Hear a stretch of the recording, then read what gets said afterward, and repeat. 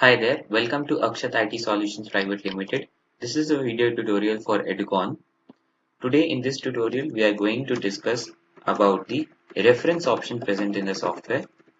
We will log into our demo account. In the admin login, you have a reference option present in the left side menu. Here you have two options, new reference, list reference. We'll go ahead and add a new reference from here. We'll give the name demo reference say 3 and some mobile number and some email ID.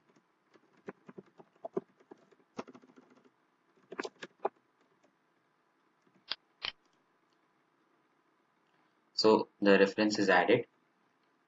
Now we can view this reference from here. We'll go to the list references. This is the reference we have added now. We can go ahead and click this I button. Now here we have three options to edit the details. You cannot edit the name of the reference, but you can edit the email ID and mobile number. You can view the report and you can create an account. If you create an account for a reference, your reference can log in and view their particular leads, follow-ups and other details. We'll go ahead and create an account. Say demo3